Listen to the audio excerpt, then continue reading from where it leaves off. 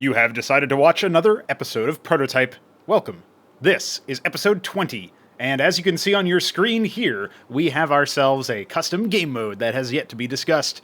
It's actually, I want to say, going on a week old now.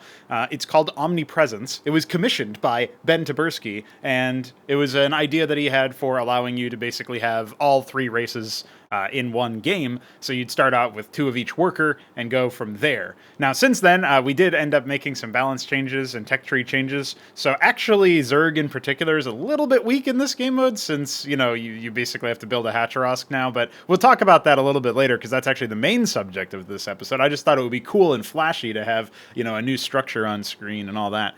So, we'll see how things go. Actually, there were some replays submitted for the Omnipresence game mode that I am interested in checking out for a castover, so you can check that out too later on in the same day that this goes up. Pretty cool stuff, in my humble opinion. And nice of Ben to commission something, and nice that it ended up being pretty fun. However, we're mostly going to be talking about balance and game flow in this episode, at least until we hit the coffee questions, of course, at which point we just answer questions. But if you're interested in supporting and asking questions of your own, well, you know where to go. Pronogo and Week 7 is the URL thing that you click on, and there's a link in the description there for the coffee page if you're so inclined. We appreciate the support. So, Cosmonic Brood War is in an interesting spot, obviously the most ambitious mod to ever see play, trying to actually have a competitive scene, have tournaments, all this other stuff, and, really is supposed to be an evolution of Brood War in that sense. Now, you can agree or disagree with the direction we took the evolution, but it's definitely got its own sort of design principles that it is adhering to. And I think that's significant because most projects out there are not really taken to with this sort of approach. And I think as a result, it only makes sense that we try to make sure that we do the best that we can. We continue to iterate on the process and stuff. Now, at the same time, at some point you have to say, all right, we've been working on this for X number of years. It's probably time to make our own game and fuck off. But for now, I'm pretty content with continuing to work on stuff and, wait for a Week schedule to open up a little bit more so we can get a bit more progress made on Antikythera, on Pangea, which is our code name for the first title that we've been working on, and that sort of thing. But in the meantime, I can work on models for that game, and I can also work on CMBW. So that's sort of where we're at right now. However, the game state that CMBW has definitely started to see some element of it's being solved in a direction that isn't super great. Like, people are basically being hyper aggressive in the early stages of the game and not being super, and these are all broad terms. I know that there are players that are going to be outliers to this sort of idea, but as a general rule, we're seeing hyper aggression in the early game, super focused on trying to, win games super early, and then, maybe as a result of that, the play style doesn't really lend itself, like that kind of player won't really play super well in the mid game, and maybe won't make too super interesting decisions in the mid game as a result. Whereas, like, the inverse can also be true, where if you're more of a turtley defensive conservative player, you might just get to the point where if you successfully fend off your enemy, you just amass an A-move army and stomp. That could also be something that tries that ends up happening because, like, maybe it's just a mishmash where you end up peaking in terms of skill and in terms of comfort in that mid-game area timing. So there could be a number of reasons for this. Like, it might not actually be the game. It might just be the way that people are playing the game. But either way, what we're seeing in general is, expansions take a little while, or you have to, like, kind of handshake agree that you're both going to expand. Like, if you see somebody expanding, oftentimes that's your trigger to go super aggro and try to make it so that their expansion doesn't count that much. And then obviously the fact that you don't have as intense diminishing returns on the first expansion because your worker saturation takes a little bit longer to kick into gear in terms of, like, max workers in one base.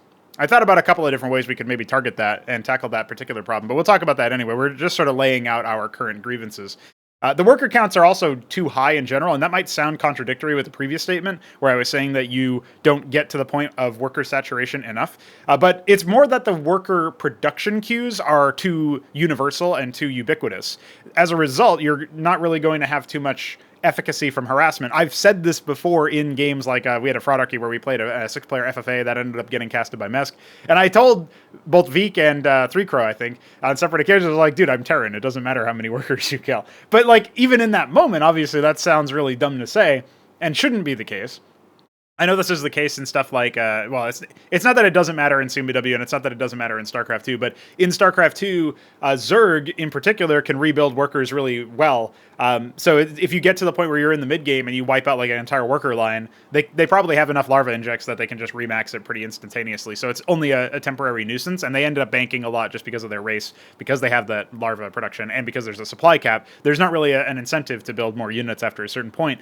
So you just end up like, maxing out on supply and then replacing things as they die, usually en masse, because that's the way that StarCraft 2 works. So anyway, that's something that definitely does happen to some degree here, where it's like, yeah, okay, I have, 2 quarries and a ministry, so off of 2 bases I can build 3 workers every 15 seconds. We're getting up to like 4 workers a minute almost. It's pretty absurd in terms of, well, no, I guess it would be more than that, right? Because we're talking about 15 seconds. So yeah, we're actually talking about 9 workers, or 12 workers, by the way, a minute, just off of 3. So that's a lot, and that's like way more than you would normally see, especially in the early stages of the game. And as a result, it's really easy to ignore worker harassment entirely, because you can replace them anyway. So I like the idea that we get to higher numbers of worker counts, but it doesn't necessarily feel earned. And that's sort of where we come back to the idea of scale. CMBW is an exercise in scale. It's trying to apply, to expand the scale that you can reach with the basic armies. That's why we raised the selection limit. That's why we tried to, we allowed a multi-building select and all this other stuff is, now we even smoothed out movement for a lot of units. We try to make it so that it's easier to move your army from point A to point B without like babysitting them, basically. Because those things, regardless of how you interpret them, like a lot of people in the community will interpret them as bugs, basically. It's like, oh, my unit doesn't work properly, that's a bug. But regardless of how you interpret that as a value judgment for whether or not it's a bug or just like if you assume it's whatever, you don't pass judgment on whether or not it was intended to be there. You just look at what it results in. It results in you having to babysit your workers or your units or whatever. And babysitting your workers off of the resource line too, so that every single time you train a worker, you have to task it onto the mineral line. I also would sort of clump that in, but we haven't removed that for different reasons, which I don't think is. I think I covered that, in the last episode or something with Veek. So probably doesn't need to be rehashed here. But a summary would just be that we're not convinced that we have enough of a macro like gameplay, nor that you should necessarily have a lot of macro gameplay. Like the macro and the economy and stuff doesn't need to be super complicated. But we don't have anything to replace the act of looking at your base every 15 seconds or whatever and tasking workers on stuff. And if we just allow it so that every bad player can just instantly have worker it's a dumb mini game, but it's also something that I think is, there's a reason it exists in the game, or like removing it would tangentially, or it would tangibly reduce the quality of the experience, basically. So that's sort of like where I come down on that. But anyway, that aside, something that I definitely want to cover here when I'm talking about like the problems with the current setup is, yeah, okay, worker harassment doesn't do enough damage because there's all these production queues, but if you don't worker harass, then you get to a really high worker count pretty early on, and then your economy totally like ends up saturating to the point where you don't really have that many weaknesses as a macro player. So it's like, on the one hand, you can kind of sort of slow the macro player down, but if you just get a good macro going, you can't really do anything about that, right? There's a point at which that just becomes untenable for the general approach of how to approach fighting a player and how to approach dealing with a player. And we are thinking in 1v1s here, but I would say that this applies to, team games as well. FFAs are a little bit more whatever, because I'm not balancing the game for FFAs. I don't even know how you would do that. That would be insane. But we have all of these interactions that only show up in team games, like, being able to put stuff in an ally's transport or anchor or whatever, being able to benefit from allied auras, allied power fields. Some of these will show up in certain maps where you have like neutral crucibles, or you have neutral pylons or neutral Kagrants, stuff like that. Where like, creep the Kagra doesn't block building unless you're hostile to it. So if you're playing with a Zerg player, you can build on top of their Kagra without it blocking your stuff. That was obviously something that happened in team games. In Brood War is you would just not be able to do anything. So that was really silly. Beyond that, there's obviously a pretty significant amount of, I would say, like, there's just a lot more interactions that happen in a 2v2 or whatever, that I feel like it's really interesting to see that play out. but we don't really get long games in 2v2s because, and I think maybe this is more of a playstyle thing, people do just tend to group up on and gang up on one player. And also the maps are still very much like volatile in that it's kind of hard to defend your ally in a lot of them. Something like Parabola is probably a little bit better than the average map that I've seen for 2v2s. And there's also Toony Mooney by Veek7, which I haven't seen it yet, but seems like it'll be a fairly good map for that as well. In Parabola, you just have a lot of approaches to consider, and I tried to make that map a little bit safer more recently by adding ramps to, cover one of the angles to give you cliff advantage, basically. Because one of the things that I also realized is cliff advantage is pretty good. Like, it's a pretty significant buff for defenders. Obviously, it's +2 range, but it allows you so much. And when we make it so that you get bonus vision, if we can ever make that happen in CMBW, I don't think I asked Veek about that, at least recently. So I'm not sure what he would say about the technical feasibility of that. But if it's possible, then that would even add a little bit more, because it would add a little bit of variance, because you'd have to worry about, like, well, can they actually see me? Like, I don't know. It's a little bit hard to know. But I think it would just add a little bit more security. It's like 2 more range, so it's not really that significant, but it's that much. You get to respond to a minimap dot that much faster, right? So it does add up. It is significant. And so the weapon range, though, that's the big one. And the fact that we have that online is really nice, because now all of a sudden you don't have to worry about, like, getting tank pushed or something. Like, it's a lot harder to do some sort of artillery push on the low ground if the weapon ranges aren't, like, super out of whack. Like, if you have a unit in an anchor, okay, well, Phalanx is going to outrange that even with cliff advantage, most likely. Although, yeah, it should, because it's 14 range, right, for the Phalanx. So that's pretty high. You'd have to have, what? A Cyprian has 6 range. You put it in the anchor, it has 8 range. You get cliff advantage, you have 10 range. So you have 4 range to work with. That's 128 pixels to work with for, like, outranging it entirely. So yeah, anyway, there's a lot of interesting thoughts that go into stuff like that.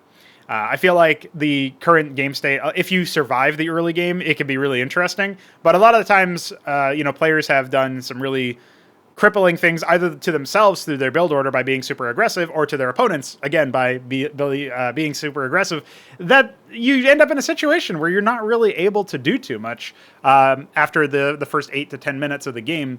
Or it's like really obvious who's ahead instead of it being a bit more even. And again, that might be just due to playstyle, and I don't want to legislate away from aggressive early games. That's actually where I personally excel as a player. One of the things that I really like to do is use mechanical skill, use micro, use multitasking in the early stages of the game. And then, but I also like the mid-game stuff. I like being able to have, 4, 5, 6 bases or whatever. I like being able to, have all of the tech at my disposal, make good decisions about what units to field and where to put them, strategic decisions about how to take fights and, where to isolate enemies and stuff. And I think that those can be some of the most epic games. I mean, we all remember the Death Spiral match that went for over 50 minutes that was between Shambler and Mystery Meat, where it was just everything was being used. They tried all the tech, they secured all the bases, they split the map, they tried their best to do stuff. And yeah, okay, it ended a little bit silly, but like, we remember that game because that was fucking epic. And it's really nice to have stuff that's like that. So I think, anyway, this is a situation where, as we sort of play around with these options and we think about certain things that we want to do and want to achieve, I would say one of the things that definitely is an impression here is that we want to support games like that even when you're being aggressive, which means even the aggressive player should have a fallback option if their aggression doesn't work out. Now, this doesn't mean that, if you needle point focus on it and you don't build workers or whatever, like, yeah, if you're going all in, then that's a different thing. But it feels like it's really easy to go all in unintentionally. And then in other cases, it's really easy to, like, half-baked commit to it, still maybe get some kind of utility out of it, and then be able to be just fine. So, like, certain options are basically too safe as far as approaches go. And then there's other options that are definitely a little bit more on the side of, like, well, if you do this, you have to win in 5 minutes, and oftentimes you don't. So I would say reducing and cutting back on the worker counts is probably the biggest thing to do. Because making it so that you have to scale up your economy a little bit slower, basically. I think that's pretty significant. So what we've decided to do, and this is where we talk about the new direction and how we get there. Obviously, there's been a lot of rebalances for individual units. There's been a lot of cost adjustments, especially. And then there's certain problem things that I think, I really don't know if they were a problem. Like, I reduced the movement speed of the Envoy and the Trojan, and I increased their durability in contrast. So now it's less about darting in and out and not having counterplay because of that, and more about, you can withstand a watchdog or a single warden or, whatever, because you have a little bit more HP. And I think that's probably healthier, but I don't know if it was an actual problem. I feel like some players are just really bad at dealing with drops. And so those players are still going to get owned by drops even now. But, I mean, maybe their opponent has more room to screw up, basically. But it was already kind of like a lot of, potential... Against a higher skill player, I don't think it would have been nearly as problematic as in some of the other matches. Like, we cast out a match between the Shambler and Benno, and the Shambler just kept using Envoys with Acantors. And again, like, okay, maybe Acantor shouldn't be able to fit 2 in an Envoy. Maybe the Envoy shouldn't be moving that fast. But either way, it's like, if you just had the, defenses in some of the right spots, you win. Like, I don't know, is that really that interesting? Probably not. It's kind of like a call and response thing. But it's also a very expensive and like a heavy investment, right? So I feel like there's room there where, you could say that it was still a skill check. It wasn't just blindly like, this is an overpowered strategy. It feels overpowering when you're not used to, responding to that. But that's something that exists in, I think, pretty much any RTS game. I can't say that now because a lot of RTS games now aren't really RTS games, and instead they have fucking, Command and Conquer top bar abilities or whatever. I mean, I guess the Command and Conquer ones were on the side. But, they've got top bar abilities, and they've got heroes, and they've got creep camps and stuff, LOL. So, great. Really appreciate that, guys. So we're basically going to be taking the worker queues themselves and pushing them further back. So now the Larvosk and the Quarry are tier 2. The Quarry used to be tier 2, by the way. It is now tier 2 again. And as a result, with the embassy also receiving a bit of a price hike, we should see less parallel worker queues. Protoss never really had that many, but I don't know if this is due to the way that they were balanced or due to the way that people played Protoss. But they always ended up being behind in workers because they didn't have a cheaply and easily accessible parallel production structure. With Larvos being tier 2 now, I think that's probably the most significant change since, I was mentioning that with regards to the whole omnipresence talk at the beginning. The Omniveil doesn't spawn larva, but maybe it should now. And maybe maybe then it shouldn't be able to train Droleths directly from the structure as it currently can. Or maybe it's fine if it does either way. I don't know if it's really that significant. But that would be one example. Because I think, when you're looking at the way that things go and the way that things are sent together, that just feels like, to me, it's probably better if it just spawns larva now. Because otherwise you're just going to be in an awkward position for how the game mode progresses and stuff. But that's obviously of secondary importance. However, when we come to Larvos being tier 2, it basically means that if you want cheaper, mass production and stuff, then you'll be in a pretty good spot to do it that way. But it's a little bit more vulnerable, and, it's not a huge resource cost differential.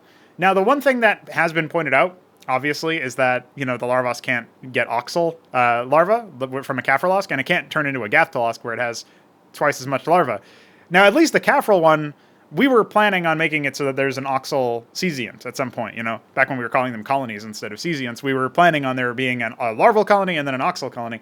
Well, I feel like now would be a reasonable time to do that, and maybe maybe that could be a tier 3 structure now, the Oxel Cesiant, because of the fact that you're in a good spot at that point. You can have that be a thing now. So tier 2 provides the a parallel production queue that's really cheap by comparison, because I did reduce the cost. I made it a little bit more gas intensive instead, but I reduced the mineral cost significantly. And so when we're thinking of it in those terms, suddenly it's like, oh, okay, it's cheaper on build space. Not that Zerg really needs that. It obviously is downstream of a Kagran, so it comes online faster in terms of build time. And now, if we can upgrade that into an Oxel Cesiant, that might be something to think about. I have a section later on in this episode where I'll talk about some new units that I think would be good to have, and that'll definitely be on there. But, these are certain things that we can do to make it so that there's still a reason to build the larval, because I know that some people, they'll look at the Larvosk and say, oh, it's no longer useful. But I think it's probably still useful because of the fact that it comes online faster, it's cheaper. It just doesn't have the customizability after the fact. And I think that's fine. It doesn't need that necessarily. But I could see a path where you add that. Once you hit tier 3, you can make Oxel Cesiants, and now suddenly you have way more production in the late game. of those types of units. And that also frees up the HelltRYKS to be Gaftolosks later if you want that too. Like, you don't need to have a case where it's like, oh, you just don't need it. You don't need it that way, which is really cool, I think. Because suddenly you're in a really good spot for customizing your base as you like. You know, maybe somebody does like larval and the larvosks or whatever, and they want their Kafrolosks, right? Because those are more durable. Maybe they don't like that. They don't care about being raided, and they're willing to take the risk of, you know, getting all of that out of Cesients instead. And then suddenly, you know, you have this interesting cost-benefit analysis that you can do, and that flexibility is actually kind of intrinsic to the Zerg race. So I feel like it would be pretty neat to preserve that. Let's see. So that's the Larvosk case. The quarry, this does mean, it makes a difference for the ministry treasury arguments for sure. I did make treasuries cheaper as a result of this, so they're down to 200 minerals again, and they actually take less time as well. So basically, as a result, you can build a treasury now, but if you want to staff it with workers, you still need a ministry in tier 1, or you need to be at tier 2. So I think the first expansion will no longer be treasury, but you would still find a reason to do that. And we'll talk a little bit more about that when I talk about new units as well, because there's a new add-on that I want to talk about. But anyway, the treasury being in a spot where it can exist as, you know, not just add-on bait, not just quarry bait, but being able to make a decision that actually has a little bit more weight to it, you know, further separating them at tier 1 and only really unifying them later at tier 2. I feel like, I mean, that's part of the expression of power of your tech, which is a global thing across the whole game. And it's also, I think, a healthier spot where now there's a little bit more of an angle where you might want a ministry instead of a treasury. I mean, now it's maybe overwhelmingly that way for the first couple bases, but I feel like now this makes the argument for one or the other more interesting throughout the entire game, and also more healthy in the early game specifically. And for the Protoss, I mean, again, they weren't really using embassies for this purpose. They would make them fast, but they would usually build witnesses out of them, or envoys maybe if they were going for a Cantor cheese, or even if you don't call it cheese, just a fast Cantor play. If they're going for drop play or something. Then that would make some sense. But most of the time, they didn't really build embassies for that reason. Now, it might be worthwhile to think about maybe the embassy shouldn't have envoy, witness, and scribe. I kind of like that it does. I think that's really interesting. But maybe there's a reason to like split them up or move them out or whatever. But you know, that's a thing to think about. Now, when we're thinking about potential problems here, what are the concerns of taking this approach where we're reducing the number of parallel worker queues, or in the case of Zerg, I mean, that's not just worker queues, but it was a necessary step there. And we're adjusting a bunch of costs as a result of that. And we're changing, you know, making it so that now worker harassment is a little bit more viable or what have you, and will have a bit more of an effect. Well, actually, that's my first point of contact when it comes to a concern. I don't want the game to become about harassing workers. I don't want the game to become about being super aggressive in the early game still and finding, you know, more fruit because you kill a worker in the early game and now it means more because you're not going to get the parallel production as much or as often. I definitely don't want that to be the case. So one of the steps that I actually took is I cut down the training time of Mason and Scribe to 14. And now it matches the Droleth as a result because it was 15 before. The Droleth was always 14, or not always, but it's been 14 for a while. So now they all match, basically, which actually is pretty good for the Omnipresence schema, which is, again, not as... I noticed that today when I was taking that screenshot. I was like, oh, they're all 14 now. That's kind of funny, because before you would have just been spamming Droleths probably for that 1 second off. But, you know, that's not a huge change, but overall, it is going to compound when you have less production queues, like every second matters, right? So I feel like that's going to be significant. This will have an effect of slowing down the growth of the economy. You won't have the option to go for like a fast quarry. You won't have the fast Larvosk anymore either. Like, that's a huge change for Zerg in particular. So I don't want this to be about, now Zerg has no larva. I mean, it just means that they're going to be building HelltRYKS a lot more, right? I don't want it to be like Zerg has to expand every time and they can't do a one base play, but I also don't mind if Zerg in particular are the race that, you know, once again, just like in stock StarCraft, requires more bases or whatever. I think that's probably acceptable. They have pretty mobile and flexible units, so I don't think it would be a really dreadful outcome. I do think that they were allowed to build a lot of static defense before, and as much as I like that, them being allowed to do that and it not being a grievous loss when they lose a single worker to being consumed by a structure or whatever, as much as I think that's healthy for the game and pretty reasonable overall, I think this is probably a good change because it means that you have to think a little bit more deeply about it. And that's fine to me. I don't really think that's like the end of the world or whatever. Now, another thing to consider is, does this mean that, for example, Terrans now have to be, super committed one way or the other? People have been theory crafting and playing a little bit with these changes, and I'm interested in what people have to say about it. I think Protoss probably is the most resilient to any of these changes because it only changes the embassy for them, but it does change what their opponents have access to now. So it might make them a little bit too powerful. It might make them a little bit too underpowered because, I don't know. I don't yet know what's going to happen.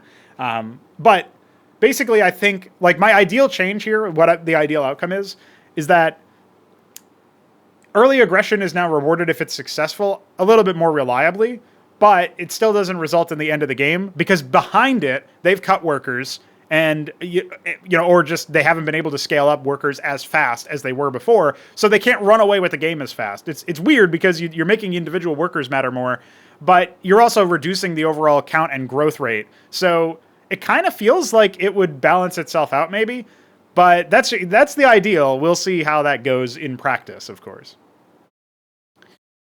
There's another thing that I wanted to talk about here as an overall subject, which is area of effect and line trace. There was some, it would be a little pejorative to call it concern trolling, but there were people in the comment section who didn't play the game very much, but would comment on castovers, maybe without even having downloaded the game, and had really significant, intense opinions about the game. And it was usually related to like frontliners or AoE. This isn't just here. I think on the ModDB page there was some lunatic calling it out too, but it's ModDB. What do you expect? That's fine.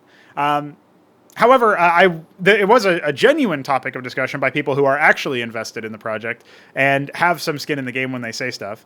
And that was discussing area of effect and line trace and how, for example, the line trace splashing onto air and ground targets when it was only fired at one of them. It doesn't really make sense. And it's a little bit confusing. I feel like I'm not sure which is more confusing because like on your screen, it's a 2D game. Like on your screen, the units are going to be in the same spot. But now if I attack like a ground unit, we haven't made this change yet to be clear. But if I attack a ground unit, then the air unit will also be taking damage. I don't think that's really that significant because they're still occupying the same space visually, just by virtue of it being a 2D game. And as a result, I actually think it's probably more unreadable if you happen to fire at a ground unit and it collides with an air unit or like it visually passes over or under an air unit, but it doesn't do damage to them, then suddenly it's really confusing. So we would need to think about that and maybe experiment with it. Like I'm fine experimenting with it because I think it's kind of niche in terms of when it actually takes effect. But we're thinking about like Cyprians firing on Zethar cores that have Natha cores over them, for example. It would splash them both right now, even though like theoretically the projectile would obviously be on the ground to hit the Naths. It doesn't teleport up then to hit the air units if they're in the same spot or whatever. So I understand why people would bring that up as a point. And I can see why that would be confusing or silly for some people. I just don't think that in practice it would make that much of a difference because it's not really that consistent that it would happen anyway.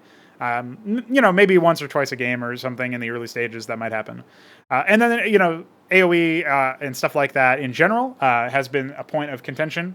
Consternation, we could say. I feel like the way that I think about AoE is definitely there's been a lot more AoE, and we talked a little bit about, having to fundamentally change how we conceptualize air units, for example, where you don't really want them to be universal since they have the inherent mobility advantage over ground units, unless they're super slow or something. But even then, technically, like depending on the map, they could have a significant mobility advantage.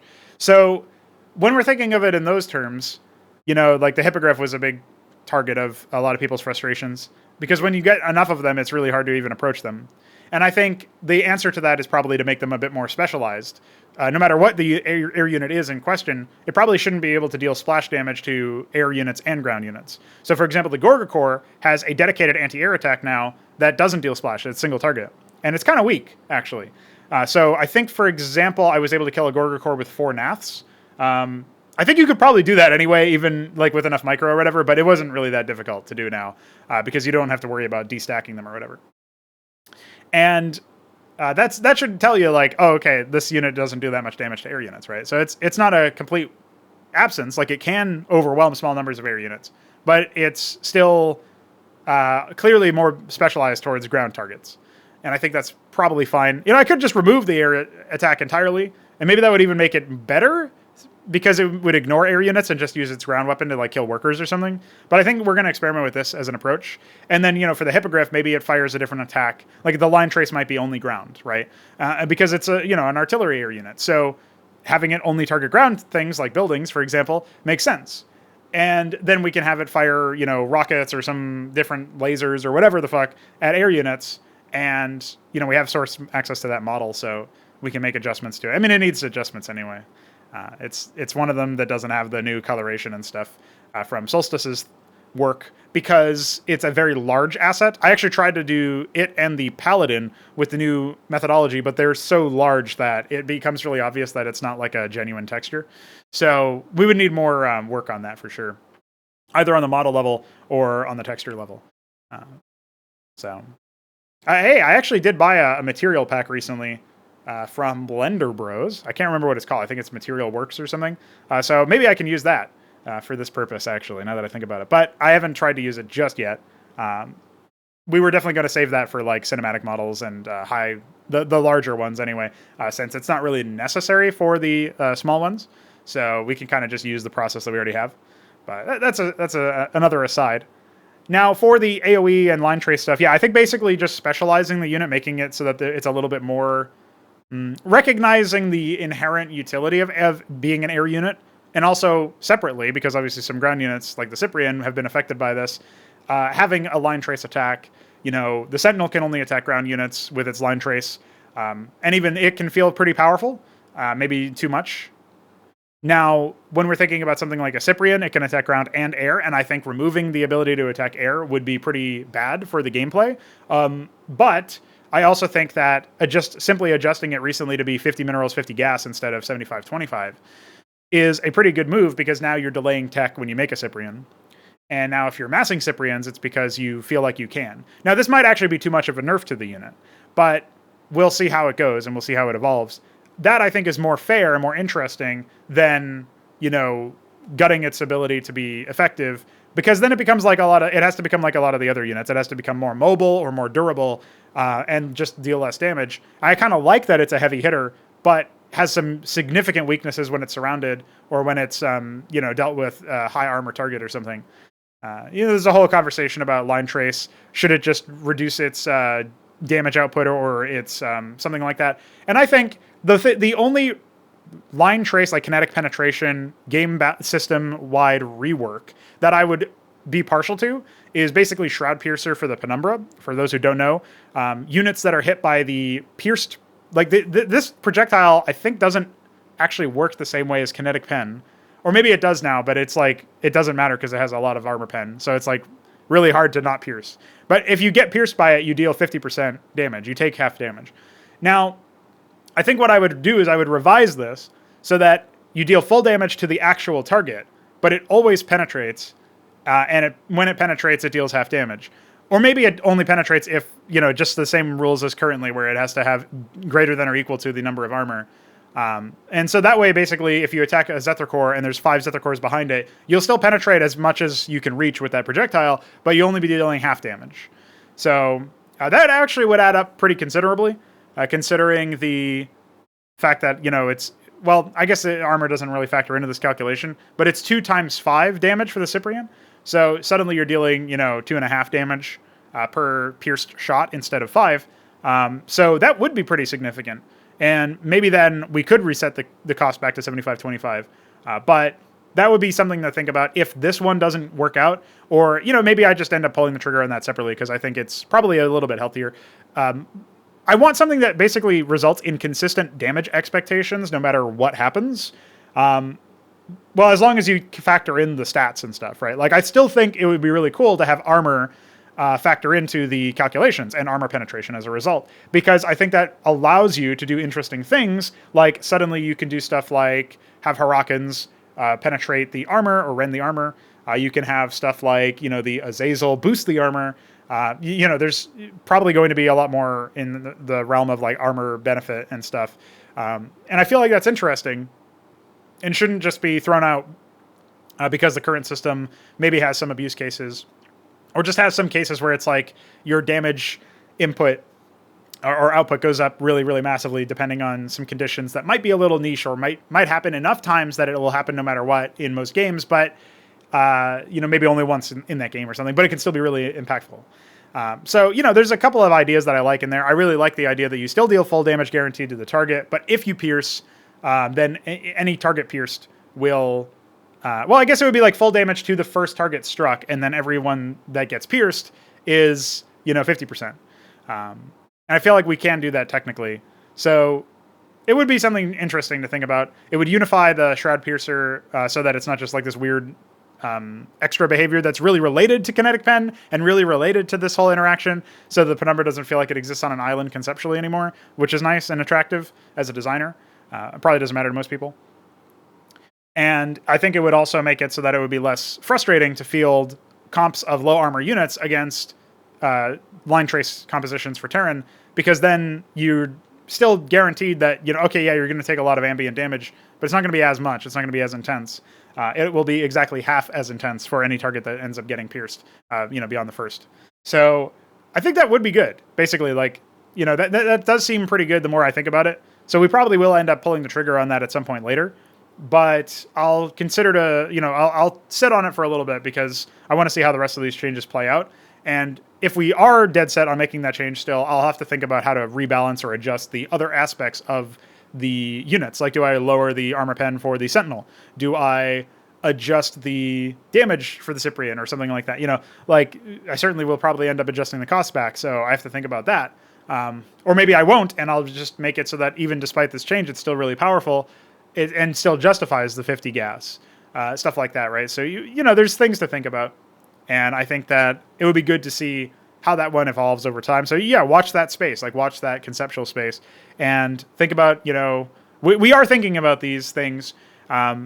It's just, I would say it's pretty frustrating when people put out comments that are really quite unfounded because they don't have any actual experience. They don't have any skin in the game. They're just sort of like random YouTube people or random ModDB people. And then, at least as far as the AoE stuff, I mean, it turns out that for reasons that they did not articulate and were actually completely counter to a lot of the things that they said, we end up looking at that. It kind of feels like it's just I know that the shithead YouTube commenter archetype would be like, bro, I knew it. And then it's like, no, you didn't know it, though. The stuff you gave for a reason were totally shit and not what we talked about at all. We just happened to get to the same conclusion, but the way you get to the conclusion matters here. For the long-term understanding of how good you are as a critic or whatever, or as a designer indeed. So anyway, we're getting there. So we're going to wrap up the non-coffee question-related topics here by talking about some new units that I think would be really good to have for Cosmonarchy Brood War. And if you're not familiar, we actually do have stuff on the website up where if you see the dash border around a certain unit, for example, if you go to the Protoss, you can see the Potentate in Tier 3 Templar has a dashed border, or the Xenolith in Tier 3 Infrastructure. These are units that we intend to implement, but are not yet implemented. I would like some kind of way to immediately imply that a unit is going to be, we're considering a rework or something too, but that's more niche, so it probably wouldn't happen too often. Zerg has the most stuff. Obviously, it has the Khaz'trith Cesiant, which is a utility structure that is available at Tier 2 from the Kagrant. And it also has the, there's a whole structure, the Trakrogant Chazal, and the 3 units that it unlocks as a result, which are morphs of Izcag Eteth things. And that is also something that I think would be really nice to have. So, you're talking about, then there's the Zobrialisk, the Selkaralisk, and the Elthrazalisk. So there's, 6 units and 2 structures that are yet to be implemented that we have concepts for. And that's just for the Zerg. So they've definitely got a lot to work on. Really, right now, I think the biggest thing that's limiting us is probably the extender for the iScript. It's still not done. I don't actually know what's up. I should message X405 about that. For Terran, there's the Hypnagogue and the Tensender and the Armistice. Not sure how significant those will end up being anyway. But those are ones that, I think the Tensender is the most exciting one for that, for sure. So the new unit discussions, I think for the Terrans, it would be nice to have a Tier 1 add-on. I actually renamed the I'm trying to remember what I ended up calling it, but I ended up renaming the ComSat station the other day specifically so that I could, start thinking about whether or not to re-add it to the game. And if I scroll down here, I'll see that it is called the, wait for it, Lodestone. That's kind of cool. So yeah, if we end up adding the Lodestone into the game, it would be localized detection and probably some sort of defensive aura or energy burn usage thing. Like when it passively does something that drains its energy or something like that. I'm not sure what it would be. I feel like that would be really cool because we definitely need localized detection. And then suddenly you can think about it like, oh, I should build this treasury. Maybe the treasury can be like a walling structure or something, and then you can add the lodestone to it and be like, hey, check this out. I have this thing. And it's like detection and defense and stuff like that. So that might be like a reason to build it. But it being an add-on, I think is interesting. Now, like, there's this conceptual space for tier 1 add-ons that we just don't have anymore. A while ago, I was thinking it would be cool to have like I actually don't hate the concept of, for example, the planetary fortress from StarCraft 2. I think it's done in a really gimmicky way. Like, it can't lift off, and it can't. Well, it's just like a weird structure where like you're choosing between. I like that you're choosing between economics from the orbital command and I guess utility as well with scans and stuff. I feel like that choice is pretty overloaded. And you're choosing between that and like a more fortified emplacement. I don't like that it can't lift off. I feel like that's a pretty lame thing that they just basically did because, I mean, I don't know why you can't lift off everything in StarCraft 2 or StarCraft 1 for that matter. Like, I don't know what the deal is. But I feel like that's just because people are like worried about cheese, but that's all that game is anyway, so whatever. And then when it comes to like the fact that it like boosts armor and stuff, I think that's pretty neat. I don't like that it's just like basically a hard counter to certain strategies and stuff, but it is what it is. That's StarCraft 2 for you. I like conceptually. I think there's something kind of interesting about that. So the way that I would obviously do that is with add-ons, right? So you might add on a defensive emplacement that's pretty powerful, fairly expensive, and also it comes with the opportunity cost of not being able to make a quarry later and not being able to make an anvil for morning stars and stuff like that. So maybe that's what the lodestone will turn into as well. In which case I'll probably, if it has like an actual weapon associated with it, it'll probably need a model instead of the ComSat station model. That probably won't work as well. So that's just some musing, just some thoughts on that. But that's definitely something that I want to add. I think it would be really cool to have access to.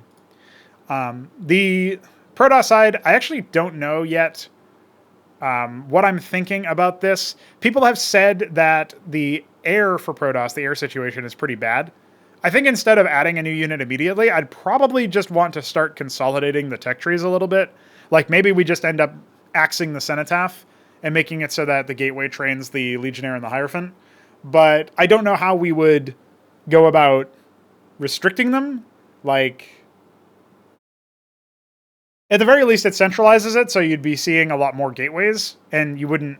Like, I like the idea of choosing between the Gateway and the Cenotaph in the early game, but obviously the longer you scale up, the less, like, sensible that is. So, for example, like, I think Lattice and Automaton Register merging would be pretty neat, because then you'd have access to Golems and Idols from the same structure as the Sim Manifold and Vassal. And then on the Stargate side, like, merging Astral Omen with it or whatever would probably be fine. So, yeah, I don't know. I'm thinking about that. Like, maybe we just end up consolidating a lot of things. Like Ardent Authority is also where you get sequestered icon stuff from now. And then I don't know what we would do about Templar, because there's like, I guess Rogue Gallery and Sanctum of Sorrow would combine. Grand Library is kind of already what it is, so I have no idea about that one.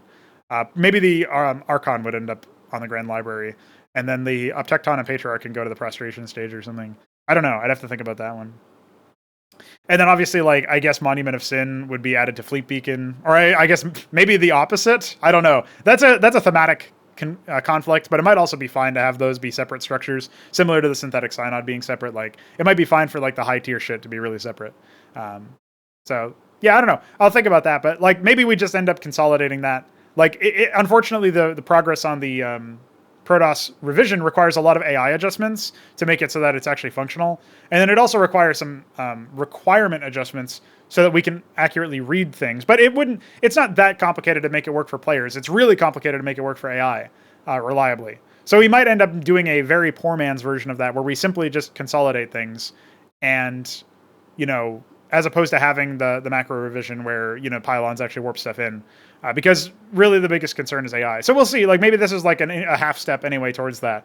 Might be something to think about in the future. And then as far as new units for Zerg, I mean, I already name dropped the Oxal Cesiant earlier, right? Where the evolution of the Larvosk Cesiant, if that's a tier 3 thing, I think that would work out pretty well for base customizability.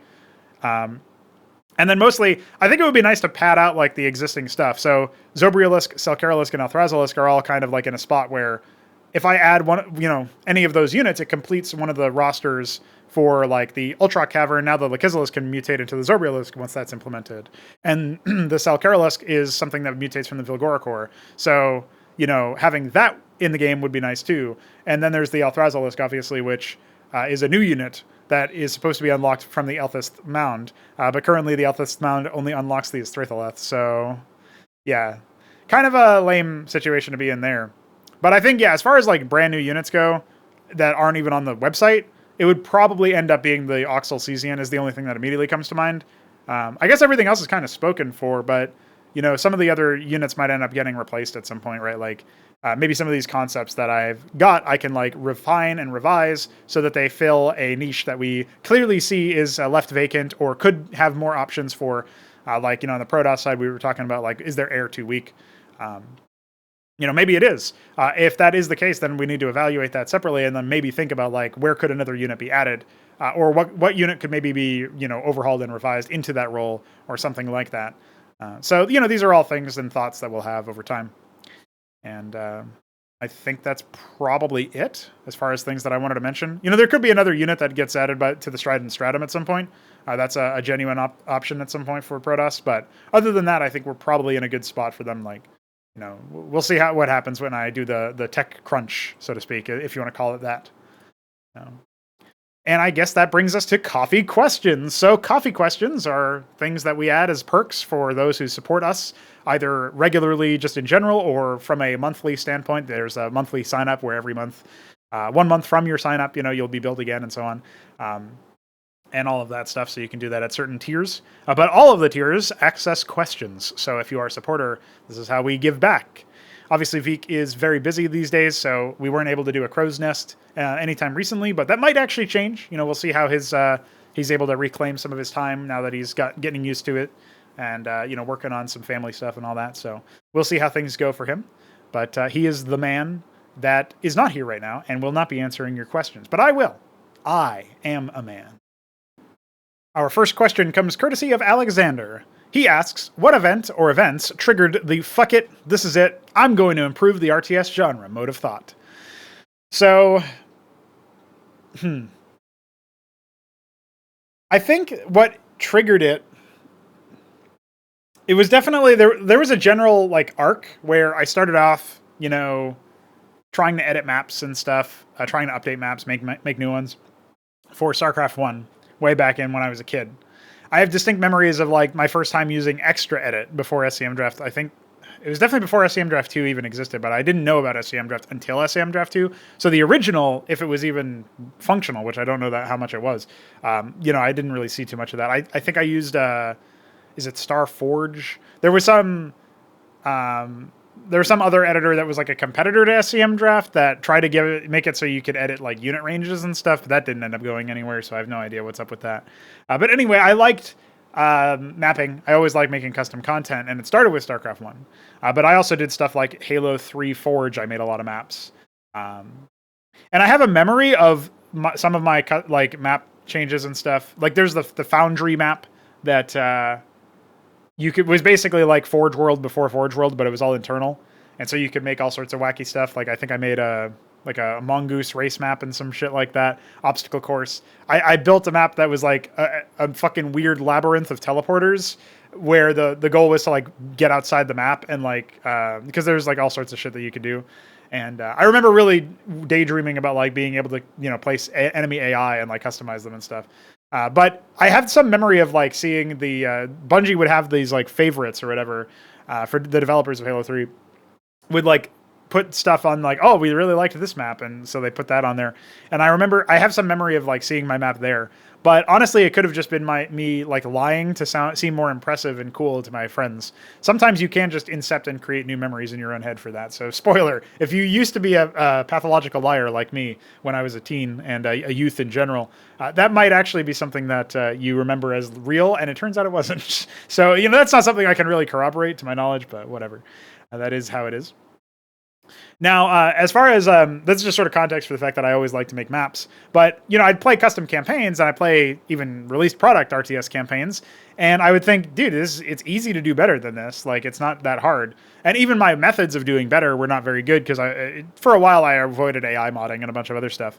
So I would end up placing a bunch of, maps, like say I'd place like spawning pools and nidus canals and stuff, and I'd just like trigger spawn units, but it would require the unit to be there. So you'd get a lot of enemies spawning at you, and obviously it was not very fair because they didn't have to pay for it or earn it. They was just pre-placed. I didn't like make it so that the AI built those things. I didn't know how to. And I didn't make it so that like they built those things and then they would spawn the stuff. No. So there's not playing by the same game rules whatsoever. It's a lot of problems similar to other stuff.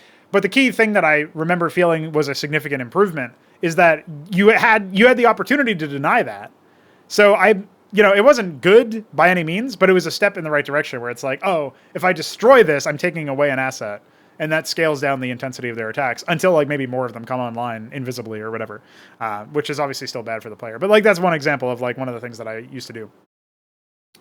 And so as I would play more and as I would get better as a mapper and just general designer and stuff, I always was a campaign designer at first. Like I was always a guy who would take like the existing game state. Maybe I would dabble in like adding a new unit or something.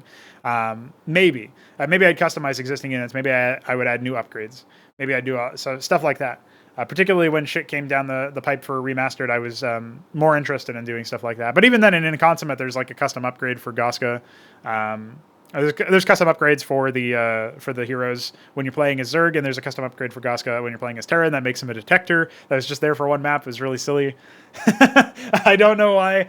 I can't really tell you why I decided to do certain aspects, but it was all part of the learning process. But anyway, yeah, the big thing that always stuck out to me, even before I knew how to fix some of the gameplay, was definitely the writing. So that's not necessarily an RTS specific point. A lot of the times they would focus on stuff that just wasn't interesting, even in, FPS games or whatever. They would do things that would like take away, they would build up some sort of mystique or interest, and then they'd take it away. And it's like, well, you kind of ruined it, so you could have done better. I read a lot of books as a kid, and I would have some critical thoughts about those too. But, those books ended up having a lot better story writing. Maybe not so surprisingly, these fantasy novels and sci-fi novels and stuff would end up being better than a lot of the games. And even if they would have like obvious faults and essentially being like Pulp Fiction of the day or whatever, yeah, that's fine. They still better than fucking games. So I had this, I just generally had this impression that like people were not doing, they weren't sending their best to video games. And I liked video games.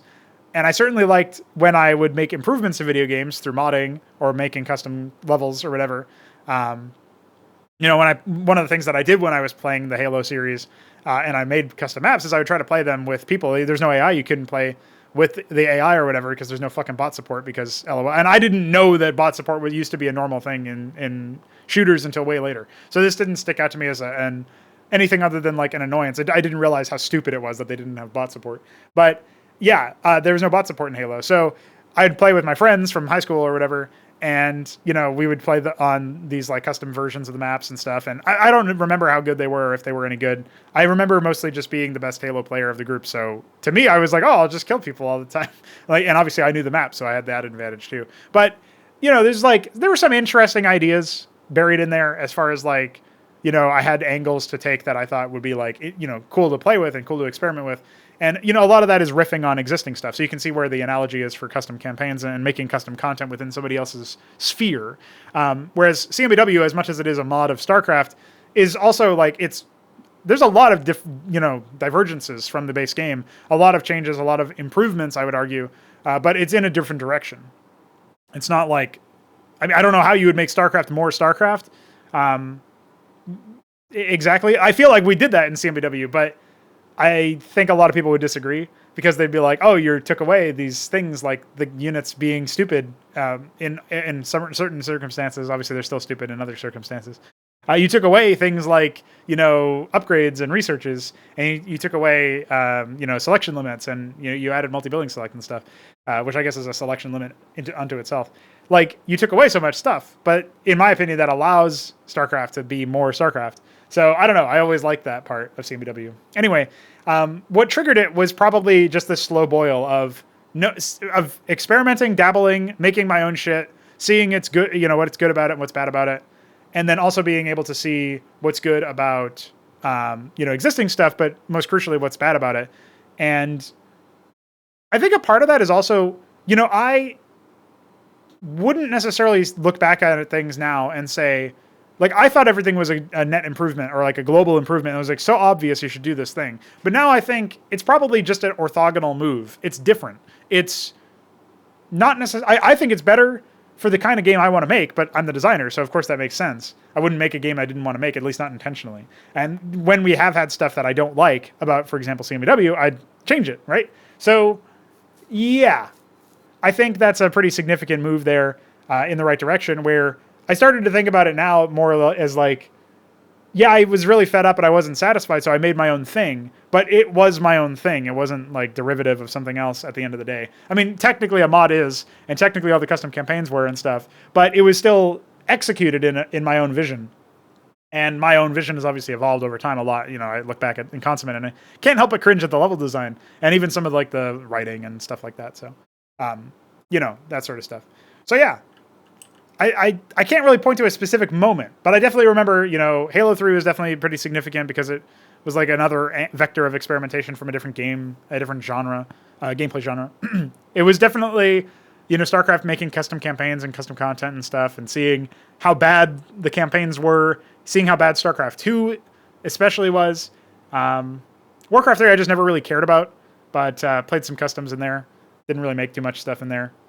When I did, it was like RPG shit. It wasn't like RPG shit in the sense of, I guess it was micro mission stuff basically, but it was like trying to be a custom game mode. It was like proto MOBA. If you had MOBA, I didn't play MOBAs in Warcraft 3, but if you had like a MOBA campaign where you were fighting against creeps and different monsters and stuff, that's sort of what I was trying to make in Warcraft 3 a lot. And surprise, surprise, I think that works out a lot better than trying to make fucking macro in Warcraft 3, because fundamentally it's just not working with the AI and all that. But anyway, it's still, I guess you would probably, like, it would be kind of interesting even now, I think, to go into that and think about, like, making a campaign, which is essentially like a tug of war with some neutral stuff and, like, some FFAs and whatnot, and you just control a hero. I think that would probably be better. Like, Warcraft 3 is better suited for something like that. It's still, you have to worry about the AI stuff, but you can probably just handle a lot of that through triggers. And you might have to cheat a lot with the resources because, well, I don't know, maybe not. But I don't know. I would have to see about, like, how complicated you would want to make it or whatever. I don't have any interest in doing that right now, but that's something that I think is interesting to think about. But anyway, yeah, basically just playing a lot of the RTS games just, made me think I could do better. And then I started to do better. So it wasn't one moment for sure. It was definitely like a slow boil across many years. So thanks for your question. Myrian asks about Antikythera and Pangea status. I talked about that a little bit at the early stages of this episode. It's basically, we're waiting on Vic to be able to dedicate more time to it. And in the meantime, I'm just going to continue working on art for the game so that we have a lot of models when the time comes. I'm also not necessarily going to be tethering it to our initial impressions of the game, because we might decide to go super basic and do like a 2-race RTS or something that's like even simpler than Pangea. Because again, we're waiting for like Vic to have time. So I guess the less complicated the concepts are and the less complicated the certain, like, AI maneuvers have to be or whatever, the better maybe. Maybe we should just have something instead of worrying about it being super good. So yeah, that could be something to think about. But yeah, right now we're sort of in frozen status besides the art. And that's just because we're waiting for Vic to have a bit more time. Not to put a lot of undue pressure on him. It's just that's the way that the cookie crumbled. We didn't have enough money to support his life and, do what he needed to do. So he went and got a job, and he seems to be enjoying it so far, which is nice. So when he has the time, I'm sure we'll be back at it. But the bulk of Myrian's question here is about, do you think poor RTS campaign lessons cause the seeming abundance of turtle RTS players? So RTS players that are overly conservative, RTS players that are really, they like to turtle, right? They like to just sit there and mass up. Yes, I actually think if you're playing a game and the way to win, like the lowest effort way to win is usually going to be the one that most players end up going for. Most players are not necessarily going to go for early aggression, because that's kind of scary. Like, even if you haven't played an RTS before, sending your units out on the map might not be the first thing that you think to do. Depends on what kind of lessons, I guess, the first couple missions teach you, right? But when you try to do that, if you ever try to do that, then you're probably just going to get your ass handed to you by all the pre-play stuff. And, you can see this in pretty much any RTS game. And then there's all the dialogue events and something like, if you start with StarCraft 2, good God, dude. The dialogue events telling you not to attack the enemy base, I think that says it all. That's not your goal. Your goal is to like deal with the gimmick of the day or whatever. So that's really stupid for obvious reasons. And I think it obviously does make it so that you're encouraged to turtle, or you're encouraged to play conservatively. Or, you're encouraged to avoid enemy bases and conflict with enemy infrastructure, which is like the opposite of what you should be doing. So you're taught a lot of wrong lessons. I actually think, I don't know if StarCraft 2 encourages you to turtle. I know there's a lot of timed missions and defense missions, but I think maybe a lot of it encourages you just to like needle point focus on one thing and ignore everything else, and you'll probably not be punished, because that's the intended gameplay. And then they obviously dole it out so that like it takes a really long time to do. Like a lot of the missions in Legacy of the Void were nothing missions, but still took 30 minutes to complete or whatever. And that's the spreadsheet design for you. Mess calls it spreadsheet design. It's like they basically know that by like, okay, if we set the mission up this way, it'll take 30 minutes for nothing to happen but you to win. And that's sort of how it is, right? So yeah, pretty stupid. So yeah, I think it's probably fair to say that especially if you grew up with the earlier RTS games where there was just pre-play shit and you had to slog through it. But even in StarCraft 2, some of the missions, and definitely in Warcraft 3 and stuff, like, yeah, just don't be on the map. Don't be active. Like, don't even bother expanding necessarily. Or if you do, it's like, take one base. And it's going to be probably close to you. Like, yeah, that is how campaign designers seem to conceptualize RTS games. And it's just not an RTS by comparison to Melee. It's less of an RTS by comparison to Melee. And that's even true in Warcraft 3 and StarCraft 2. As flawed as those games are in Melee, in competitive play, if you want to call it that, in multiplayer, player versus player, you're still playing more of an RTS in those contexts. Like I would still, if I had to play Warcraft 3 or I had to play StarCraft 2, I would say the most RTS experience I would get is by playing player versus player stuff. It wouldn't be by playing the campaigns because they are just gimmicked to hell and very inconsistent, and you're not fighting an opponent that's trying to win. So I would say for sure, poor RTS campaign lessons. Like basically RTS campaigns teach really poor lessons, and that does result in a seeming abundance of turtling RTS players. It's just the players who are not interested in that playstyle stop playing campaigns, so you don't really see them. They probably move on to other genres, to be honest. So thanks for your question. Ben Taberski, BTB88, asks, if you had to pick another RTS to model your game after or mod for, what would it be and why? It's an interesting question. I'm most familiar with the other RTS games by Blizzard. I guess maybe now I would experiment with Warcraft 2, but I don't know how complicated the modeling or the modding stuff can be there. So I'm thinking like in terms of modding a game, I feel like modding any other game would be really bad. Like modding StarCraft 1 is already stupid. Modding any other game would be really quite dismal. Maybe Warcraft 3 because I would just do something completely different. But you're saying RTS, so yeah, I guess I can't say Warcraft 3. Yeah, it's a tough one. I might try Tiberium, is it Sun? The second game of CNC. I could try that, but I hate their building model and their worker harvesting model and stuff. It would be a different experience. It might be worthwhile to see that or whatever, but I find it so boring. And like too simple. It doesn't have enough. interesting nuance to it. So I can't really say that. Is there another game that's kind of like StarCraft, but distinct enough that it would be interesting to mod? Probably not. Probably not. So if I had to base my game off of something else, yeah, I think the answer to this question for both basing your game after and modding for is probably Warcraft 2, because it's like the second best RTS that Blizzard ever made. And it's the closest, even that is such a downgrade, but it's the closest that you have other than StarCraft to my vision.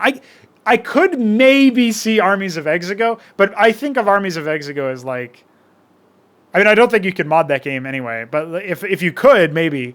And as far as basing your game off of it, I mean, it has, it's interesting. It tries to do stuff like StarCraft, and it tries to do stuff like if I'm ignoring the campaign, if I'm just playing melee and stuff, it tries to do some interesting things. It has upgrades. It has 3 resources, which is interesting, I guess. I don't know if it's done super well. Yeah, I don't know. I guess there's an outside chance I should say that the answer to mod for, but definitely not model my game after, might be Warlords Battlecry 3, because apparently you can get source access if you sign an NDA or some shit. And logistically, that would be pretty useful, because then I could basically just like tear open the whole game, remove all sorts of stupid shit like RNG on combat. I guess the Protectors is doing or has done some of this stuff. I would remove all the RNG from the game. I would probably remove the hero, and I'd probably just start building out like a ridiculous number of races, and because if you have source code, you can do all sorts of shit, right? So yeah, that would be interesting, I guess. Having source access to a game and then just like tearing it out and like making a totally new thing would be pretty neat. So yeah, I guess that's probably that's the actual answer for which one to mod. But you don't want to model your game after Warlords Battlecry 3. It's a really flawed game. It's basically like 2 very competing and conflicting genres, and the result is not good. Plus all the RNG shit. Just get me out. So there you have it. Thanks for your question.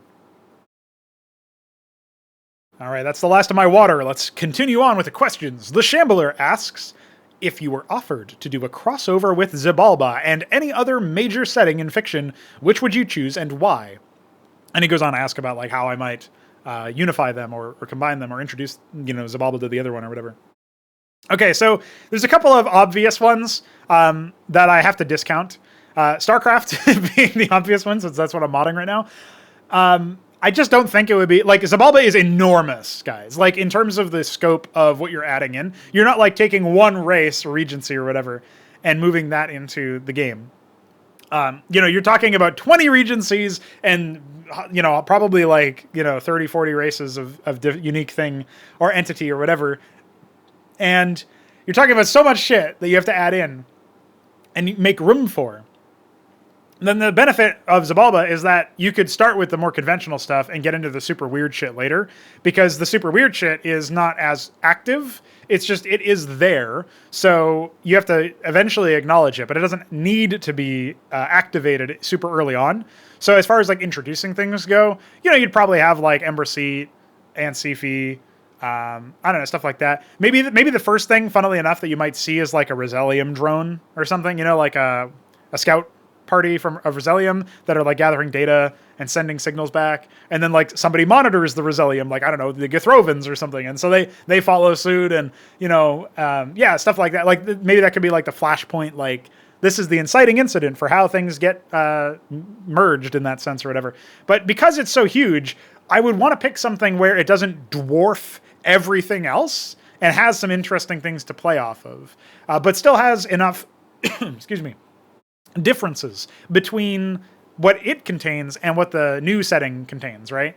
So I'm sure people can guess where I'm going with this, but StarCraft is just too small. It doesn't have enough, like, you're talking about basically like expanding the size of the setting by like, I don't know, 3 or 4 fold or whatever, or maybe more than that in terms of just fitting all the new shit in. And it feels like StarCraft races would be a blip on the radar as opposed to like a significant thing that would be interesting, right? The scale isn't there, really. I I feel like even Star Wars is not super good for this. Maybe Star Trek is a bit better in terms of scale. I guess Star Wars probably has scale, but it's just not presented very well anywhere. I haven't read any of the extended universe novels and stuff. I did like, total aside, but I did really like, I think it was Kathleen Kennedy was like, oh yeah, by the way, all those extended universe novels are stupid and don't make any sense and they're not canon anymore or whatever. I was like, what the fuck? I just thought the anger that stoked and the silliness of that decision, like the tone deafness, was really funny to me. So, whatever. Echo Chamber XD. But, living in a bubble aside, I think it's interesting to me to think about stuff like that because at least those would theoretically be more powerful or significant, and there's more things to go for. I think Star Trek more so than Star Wars. But I don't know if they would have the military might, nor would I necessarily think they'd be. I don't know. I don't know how they would react. Because I don't know the actual scale of Star Trek.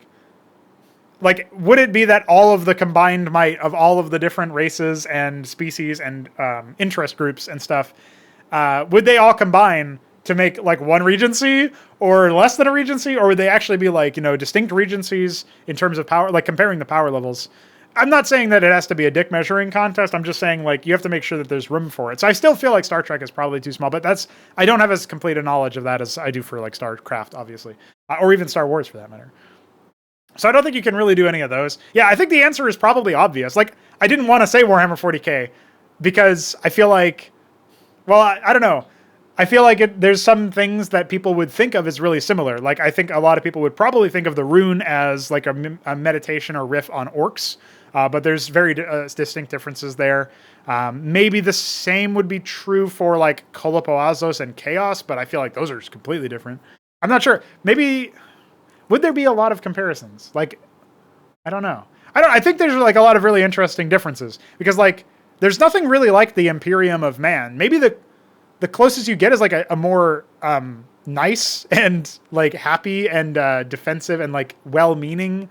There's like a term for this that I'm blanking on, but like a good version of the Imperium of Man might be like the Githrovans with their commencement and stuff.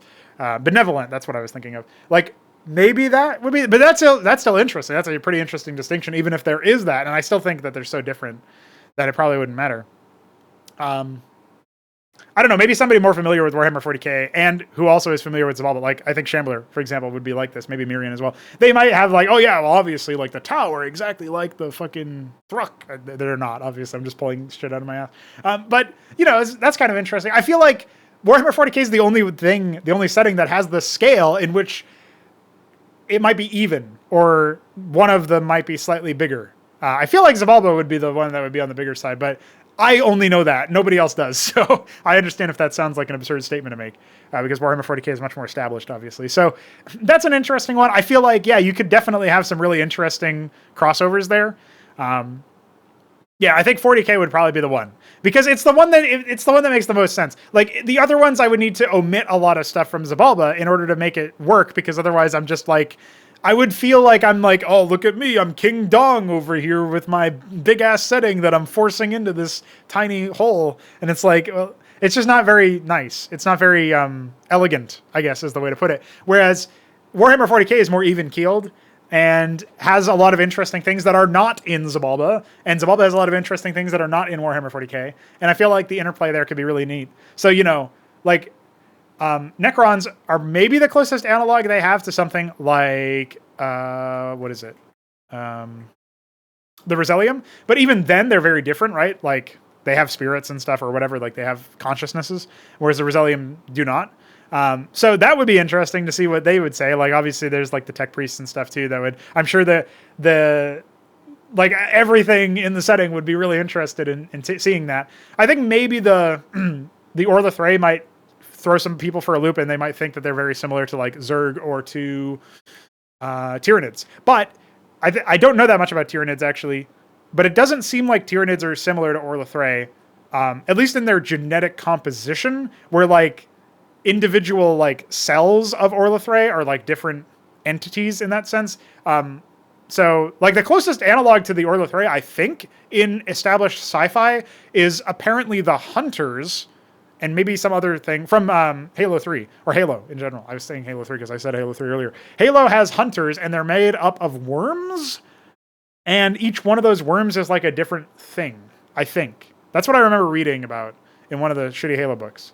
So that might be the closest analog in like terms of genetic composition and stuff, but it's still very different. Like, I wouldn't say they're worms, but you know, anyway, like they're both hive minds and they're both organic. So I think that would be the strongest collision in terms of I have to really work really hard to make it so that both of them justify their inclusion in the combined setting, right? You know, Milkadromeda or whatever, because you know you're thinking about like galaxies colliding. Yeah. So that would be kind of it. I still think that would be interesting, but that's like the closest thing that you have. So that's an interesting thought to think about, because I like Warhammer 40k. I feel like it's really poorly done in terms of how it's presented a lot of the time. I would present it very differently, but I might also miss something about what other people like about Warhammer 40k. But I don't know. Like the people who like Space Marine, the game, which is just shit, and the people who like the like you have like orcs with senses of self-preservation and stuff, and like I don't know. I just think the whole thing is silly. I feel like they got the power levels of the setting wrong in there, but I'm not as familiar with that, so maybe that stuff doesn't matter as much to me. But it's just like there's like the fucking like, oh, we've got Warhammer 40k. It's the largest scale sci-fi setting of all time. You know, maybe until Xibalba, who knows? And you know, there's like billions, cajillions of stuff, and like I think it was like millions or thousands, hundreds of thousands, something like that. Every day, there's like hundreds of thousands of psychers that get sacrificed to preserve the life and willpower of the Emperor who holds back the Chaos Gods. Like, I don't know. Fuck it. Like, maybe Kolopoazo sneaks through there and like snaps like Thanos snaps, but in reverse, all of the races and regencies of Xibalba in. I don't know. Whatever the fuck. We come up with a more elegant way of that. But like, okay, like you're supposed to have this crazy scale, and then you make like a tactical fucking RTT out of Warhammer 40k with Dawn of War 1 being really bad with squads, Dawn of War 2 being a fucking RTT basically, and Dawn of War 3 being forgettable. But the largest scale game of the bunch. And then Space Marine, which is like you fight, you know, 10 units at a time maybe or something. I don't know, like it just feels so underwhelmed. Like I feel so underwhelmed by everything that has come out of Warhammer 40k that I've played. And I feel like an RTS game that's actually an RTS game that's like the level of scale that we would do would be so much better for it, even if you didn't factor in Xibalba. So there you go. I mean, I guess they give the setting, the licenses out like candy now. So maybe we make a couple RTS games and we can do that. But either way, it's really silly. I don't know why Warhammer 40k is like that. I think merging with Xibalba would be pretty base, though. That would be pretty cool. Thanks for your question. 3Crow says, if you had the opportunity to tell a story similar to the invasion of Aiur using Xibalba regencies, what elements would you focus on to make it the most compelling experience, both narratively and through gameplay? So I think this is related to 3Crow rediscovering his Mapcrap Full Toilet submission, which was called Eye of the Storm, and it was a take on Eye of the Storm where you had to fight the Overmind, and it was basically like a remake of that mission with more scale and more units and more AI and stuff. And it was pretty interesting. It was back in the Hydra game state at the time, I think. It definitely used a lot of custom stuff. Like it had custom tile set stuff and whatnot. Like the inconsummate corpse doodads and whatnot. So there was definitely some modding involved. It was pretty neat. But anyway, regardless of whether this is related to that or not, I think it's interesting to think about how you would tell invasion storylines or stories or whatever. So I think the key thing to me is that it wouldn't be one mission, most likely. If I have to limit it to one map or one scenario file or whatever, that is a bit different. But I guess, first of all, we'll think about, there was a bit more context to his question. He said, let's scroll up here. Let's say, for the sake of example, something like the Orlithray trying to claim a homeworld of a faction of your choice. So he's thinking about like hive mind stuff, charging in and, you know, just taking over everything. I actually don't know if Orlithray would have been my pick, but I'm going to go with his premise. And we'll say Homeworld is hard because I think a lot of the regencies at the stage of Xibalba, when we're actually making content in it and making games in it, their homeworld is long gone. They might have something like Chapter House in Dune, where they have like a localized, for all intents and purposes, it's their homeworld, like it's their operating homeworld. So I guess I can use that as the example, like their central base of operations. But I think, I mean, if you're trying to draw a parallel to the invasion of Aiur, it would probably be a Keltar or Githrovan planet. I think in terms of the technology, you'd go for Githrovan. In terms of the attitude and the warrior people culture, it would be for Keltar. So which do I think would be more interesting? I think it depends on what you want. I'll say Githrovan for now. So invading a Githrovan homeworld, right? Narratively, you would want this to build up as far as a threat goes, I think, which is why I'm saying it probably wouldn't be like one mission. We would want to establish the homeworld existing somewhere. Maybe there would be like, you might have your first mission be a training grounds type deal on the homeworld where you get to see like the brilliant architecture and the grand technology on display, and you get to see, undergo something like that. That feels a little trite, but it might be a good way to introduce to the culture and stuff. That way it's more significant when it starts getting teared down and invaded and stuff, right? So narratively, you'd be thinking about doing stuff like that. It also gives, from a gameplay standpoint, if you reuse that layout, but you make it changed because of, battle necessity, then there's some familiarity there. So I think that's interesting in terms of gameplay as well. You get to see the result of war and the result of like, oh, there's battle here and stuff. So you might come back to that same location as the training sequence later on in one of the maps or something. And of course, it's always kind of nice to bookend things. Like, if you can do it without it being really weird and forced, it can be nice to bookend, like, maybe the training stuff is kind of near to the capital or whatever, and you have to go there to defend it or reclaim it. And so you're not going there to do training, obviously, but you might go back to that area and see that area again and be like, holy shit, how far have we come and how far have we fallen for this to be a thing.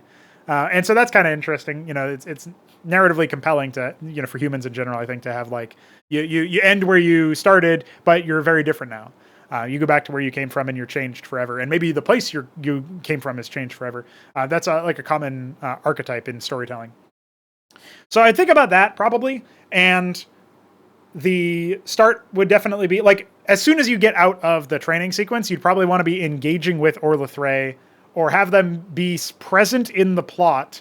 And, I'd try to find some clever dialogue and framing and stuff for even the tutorial mission to talk about, like, the threats of stuff. Like, maybe the training sequence would pitch you against, not Orlithrae specifically, because I think that would be too on the nose, but you might have, like, Orlithrae upstarts or whatever in the digitized version where they're the neutral hostile faction or something. And so, like, and maybe they're just known to be somewhat local. So, like, it makes sense to familiarize you, but you're going on a mission against a different, like, threat. And so you go up against, like, Solar Throne would be one that might be something that you try to do in training.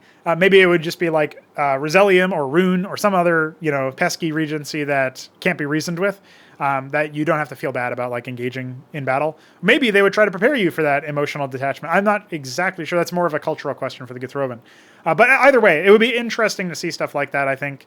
And, you could actually, you don't even have to start on the homeworld. You could just have the training sequence be set there so that digitally you are there, virtually you are there, and you're familiarizing yourself with the layout. And then when you go there, it's like, oh shit, we went here in training and now we have to go here in person, and isn't it so bad? Like, you happen to do like a homeworld survival threat test or something. I don't know, like that could be kind of interesting. Maybe your character chooses that because that's where he came from. I don't know. That could be kind of neat. So anyway, that's another thing to think about. But having the Orlithrae present early on, having them maybe subsume the antagonist role pretty early on as well, where they maybe take over or annihilate or something, do something negative to the intended threat. Again, it could be Rune, Rosellium, something like that. And then as that threat subsides, the primary one that you started with, the Orlithrae become the primary one, and you start, getting beaten back. There'd be like a mission where you probably have to like escape, or, you fortify a position and you drive out like a force, but you know that elsewhere there's like a more offensives happening. And so then you're called to defend, and then you're called to flee or whatever. And then you end up in a different position when you arrive back. So, you could probably tell this story across like 5-6 missions. It doesn't have to be super long. There'd be a training mission, the first mission against the intended primary threat, the second mission, the third mission would be the point where the Orthothray probably subsume stuff. The fourth mission would probably be like you fleeing.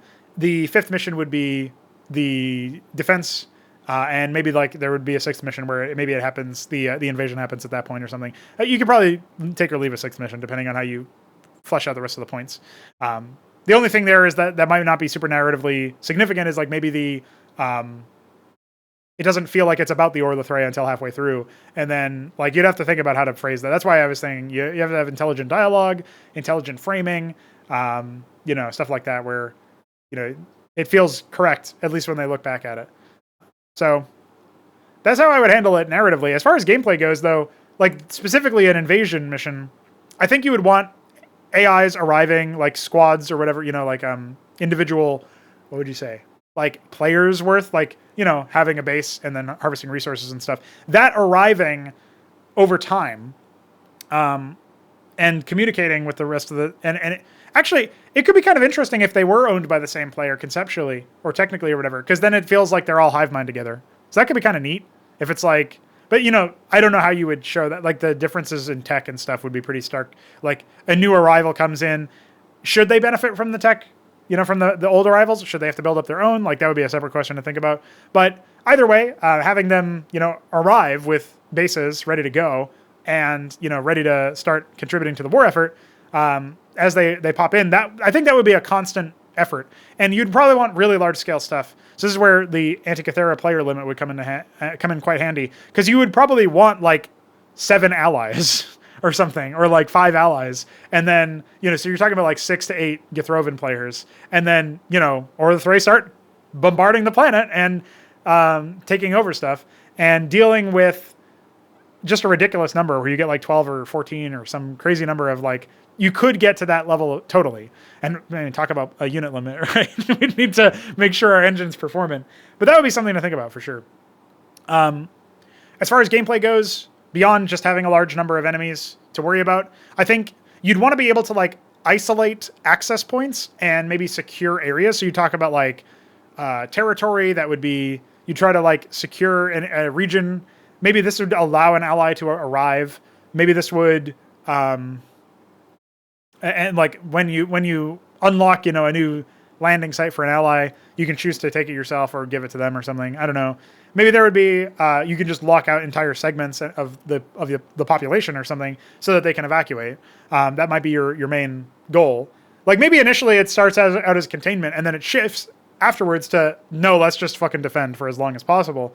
And then like you have a separate objective that still requires you to engage with your enemy, but and it still rewards you for defeating enemy bases, but that's not the primary objective anymore because it becomes obvious you have to seed this world.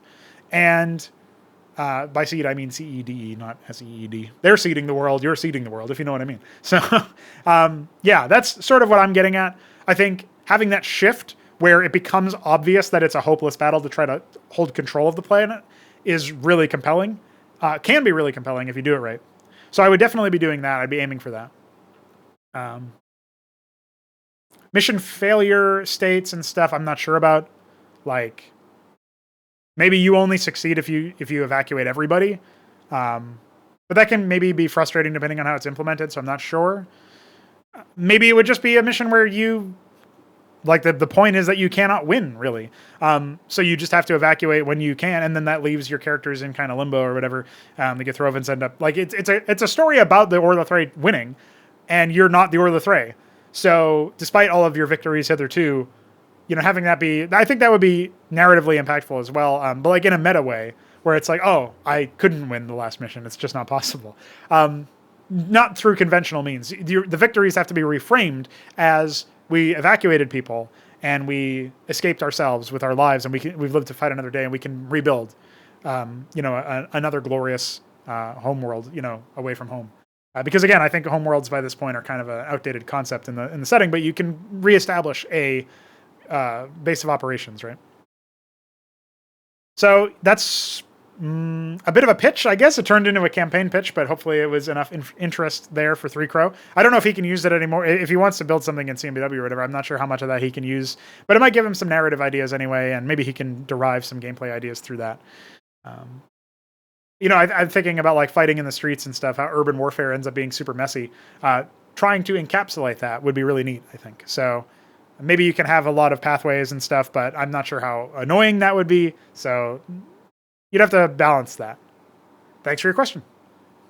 Lucifirius asks, what is your pizza topping tier list? Well, we got production value for this question, boys, because I'm not going to just come up with tiers on my own. I could have answered this in a very low effort way, but I figured I'm sure there's a pizza topping thing for tier maker. All right, we'll go on check it out. So looks like here we got a host of options. We got bacon. We got, I think that's steak. We got peppers, obviously. These are tomatoes, like baby tomatoes, it looks like. Maybe it's just supposed to be like extra tomatoes or something. This looks like olives, mushrooms. What do we got here? Jalapenos, eggplant. Never saw that. Corn. Why the fuck is corn a topping? This looks like broccoli. And then there's, I guess, extra cheese. Maybe that's a specific kind of cheese. I'm not a cheese aficionado. I don't know. Just identifying all the ingredients here. I have no idea what this is. Oh, these are onions. And this is sausage. But this is also sausage. Is this kielbasa? And that's like, oh no, it's pepperoni. Okay, pepperoni, sausage, pineapple. I don't know what that is. It almost looks like potatoes or something, but is it maybe no idea. Maybe this is chicken. No, that's chicken. I don't know what this is then. And then this is that lettuce or kale or something? There's something like that where you put it on there. Anyway, this might actually be. There's like a ricotta cheese or whatever. That might be what this is, but it doesn't look like ricotta cheese that I'm aware of. So I would just add ricotta cheese to the cheese. So I actually really like different kinds of cheese on the pizza. I think if you end up going for something like a ricotta, it ends up being really good. I'm Italian, half Italian or whatever, so I guess that probably explains why I like that. Oh, there's actually more stuff here that comes in when you... I don't know what the fuck that is. All right, well, we'll put that down here because I don't know what that is. I don't know what that means. What is that? There you go. These are all default stuff. So yes, or yeah. I don't know. What would can we name these after the Discord emoji or whatever? Let's say this is Epic Clown, and then this would be shit. What are the other good ones? I don't know. Thumb, me, dad, and then this will be. Clown Online, because I have no idea what the fuck it is. And then I don't know what we're going to call those. We'll come up with stuff for that. Let's see. I obviously like don't say that. Or no, I guess this is Pro Plays Brood War. That De Gaulle shooting himself. That's the shitty stuff that I really hate. Can we change the color too? Yeah, let's make this red. And then this is going to be like gray or whatever. That's pretty much the same as the font color, so let's do this. And we don't know what the fuck that is. And then can we make this brighter yellow? Oh no, I guess yellow will be like the good color. And then this will be green for great. And then this will be orange, I guess. Or whatever. Meh. This is meh. What's meh? I guess we'll just call it that. I don't know what meh is. Okay. So bacon. I haven't had it on pizza in a while. It's good. I like bacon. I feel like you're kind of conflicting the flavor profiles and the texture profiles when you have like crunch on your. Generally, when you have crunch or anything like that, if they're really small bacon bits, it's probably fine. I think that's what you do with Hawaiian pizza, right? You do a fucking pineapple and stuff. I think the same is actually true for steak.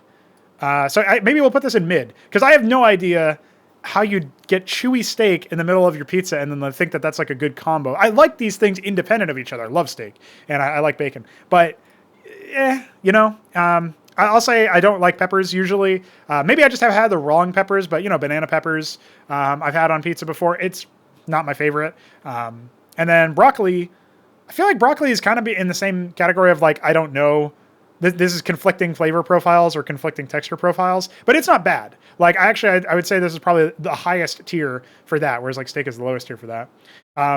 If you're putting tomatoes on there, extra tomatoes, I guess that can be okay. I don't know. I'm going to put that over here too. I think that's probably there. Chicken's good. No complaints there. I've never had corn before, but maybe this is the I haven't had this before section. But that corn seems really stupid to put on pizza. I don't know. Maybe I'm not sure about that. I haven't had this before either. Jalapenos are okay. Maybe we'll put this over here too, like next to broccoli, because I've had all of these on pizza except for the tomatoes. I haven't had just extra tomatoes. I don't know. Maybe I have. Yeah, I probably have actually. Yeah, like supreme pizzas and stuff like that have that. So yeah, these are all like, whatever. I've had it before. I'm not crazy about it. I don't like mushrooms. I think the thing about mushrooms is they have a weird taste to me, but also they have a weird texture to me. And if you have one or the other, I can tolerate it. But if you have both, I just don't see the value in it. So maybe it's, I'm trying to think about this. Is this anchovies? I'm trying to think of like, what the fuck is this? Because it's also got like a lemon on the side or something. I don't know. What's a popular pizza topping I haven't had before? I just don't know what it is. Olives, never been a fan of olives either. The same way as mushrooms, actually. Probably less. So I'll tolerate mushrooms. But you know, like that's... olives, I just never understood. Onion is probably pretty good in small amounts on pizza. So I'll put that up here on the low end of Thumb Me Dad. Pepperoni, I mean, you can't really go wrong with it, but it's not like my king ingredient. I don't know why people love pineapple or hate pineapple. I just find it meh, and I don't know what the fuck this is. So I'll put that over there. Maybe this is, I don't know what this is supposed to be. This is pretty good on like, you think about like, that's spinach, obviously. You think about like the white pizzas, as I call them, right? The margarita pizzas and stuff. I really like that actually. So I think we can put that up there. But this has to be, I'm putting it down here because it has to be like the right combo. You can't just put spinach pizza on like, I think you can't put it on like tomato pizza where you're making it out of tomato sauce and stuff. And then sausage is pretty fucking good too. So I'll be a big fan of that. So let me see if I want to evaluate anything. I think I put chicken at the bottom end of this. Or maybe we can even do this. But I don't know. Sausage is pretty good. I know sometimes you'll have like meatballs and stuff too. I'm surprised that's not on here, but maybe that's what this is supposed to be. I don't know. It looks like steak to me. So yeah, here's my pizza tier list. Definitely on the top is, ricotta or just generally like extra cheese. Love cheesy pizza. I love sausage on my pizza. I love chicken on my pizza. I can't really go wrong with pepperoni. It's a little greasy, but whatever. Spinach is really good, but it has to be the right kind of pizza. You can't just put spinach on any pizza. Whereas I think you could put these three on any kind of pizza and it would be good. And maybe pepperoni is like that as well. And onions in small amounts are pretty good. They accent the flavor very nice, I think. Everything in the mid thing, I can take or leave. I wouldn't ask for it probably. Maybe I would ask for broccoli in the right instance. Like maybe broccoli can be moved up here at the tail end here. I think everything else is just, if it's there, I'll still eat the pizza. I don't really care. I just find it mid. This stuff over here, it's kind of bad because like I really don't think I could tolerate olives. I'd have to like, but you can remove them. So it's the same sort of thing. Whereas like I can tolerate these things without removing them. I would have to remove these, but they're also really easy to remove. So it's probably not the end of the world. So yeah, I guess we'll just leave those there in that order. And then this stuff, I just never had it before. I feel like corn would be terrible. I feel like eggplant would be probably okay, but just a very peculiar texture combination. And so corn would probably go up here, right? And then eggplant would probably go here under, like after pineapple. I don't know what this is. Is this potato? Somebody tell me what the fuck that is. I have no idea. And I don't know what this is either. So I guess in terms of stuff that like I can't decide because I don't know. And then this stuff. Yeah, there you go. This almost looks like fucking uncooked lobster or something. I have no idea what that is. So there you go. That's a tier list in the middle of this coffee question answer stuff. Let's get on to the next ones. And thanks to lucifirius for his question. HelltRYKS asks, how many feet is too many feet? And will Ackmed make an appearance in Xibalba? So the answer to the second question is yes. Ackmed's in every project. He's actually in every game, I'm pretty sure. Even the ones that I have no involvement in. Like anytime you see a flamethrower, that's Ackmed's handiwork. Anytime you see chicken or cooked meat, really, like mutton and stuff, yeah, that's definitely Ackmed. Anytime you see Ackmed, that's definitely Ackmed. And then, yeah, that's probably it as a general rule. But how many feet is too many feet? Well, this must be a troll question or something. I don't know, man. Maybe 3. 3 is probably too many feet. But then if you get past 3, if it's even feet numbers, it's probably fine. I did make a 3-footed unit for Pangea as like a placeholder asset, so that's actually kind of funny. But it's like a hopper worker that hops on 3 feet. I think. Maybe I'm misremembering my own animations. Anyway, there's your question, dude. Thanks for your support. Ackmed is definitely going to make an appearance, like a named appearance, confirmed appearance in Xibalba, though. You can bet on that. And then we have a first question ever from Lamppost, who also goes by a different username on Discord. I saw him typing under the name HelltRYKS, and I was like, who the fuck is this guy, and why is he in my paid premium section? And then I realized it was Lamppost. I was like, oh, okay, cool. So anyway, that's just because Ripcord tells you the actual username instead of the display name when they're typing. So anyways, Lamppost asks, how does one go about doing the work? And, he asks a couple other questions about, like, how do you personally go about continuing on a project or product when real life brings you down, either with family troubles, health problems with the project, etc. Motivation is fine when the going is good, but obviously things get a little bit trickier later on in life or in the middle of stuff. So it's actually kind of a poignant question to answer on this episode, because this is my first episode back from vacation, and vacation was supposed to go very differently, but instead plans broke down in pretty spectacular fashion. Now, thankfully, this is due to like a romantic interest, and my life was pretty fucking good before I met this person. So they were entirely additive, realistically speaking. I mean, they took time away from my other work because I was really enjoying spending time with them, but they were additive on top of a really good life that I already had. And yes, I was dissatisfied or not yet content with the fact that I didn't have anything filling that particular slot of your life. Like, you think about romantic interests and stuff, that's like a significant part of being a human being, is being in love and being in a, some kind of union with somebody. And yeah, I was missing that, or, there would be times where I would feel dissatisfied not having that, that sort of thing. But that is separate to like the rest of my life being in order and being in a pretty good spot, like being on track. I'm not content exactly with where I am now, but I'm content with my position because I know it's not a static one. I know I'm not going to be in this same position going forward. And that's actually still true for the romantic stuff too. Like, I know I'm just going to find somebody who is willing and able to commit in that sense, in a case that where this particular person wasn't able to. And the way things blew up was really weird. And certainly it's the strangest experience I've had romantically to date. But as a result, it, put me through a loop. And, I thought I had something that I really didn't. And I was super committed and all in. And it just ended up, blowing up spectacularly in my face. So that's a pretty tough thing to go through, right? And I won't say that I'm totally like super recovered, because it was only, 2 weeks and a day ago that, or no, I guess 2 weeks ago. Yeah, about 2 weeks and a day, whatever. It was only 2 weeks ago that this happened. And then there was still like a week, well, really 2 weeks, really. Like, only this morning did I get proper confirmation, actually, that it's 100% off. But even then, it was looking pretty likely. Like, I had already kind of accepted that. But it's just really weird if you're in limbo for a while and you don't really get a confirmed case of like you don't know for sure, right? So that's the biggest thing that I would say that I've learned, or has been reaffirmed to me, is ambiguity will kill a project or kill your momentum or kill your motivation.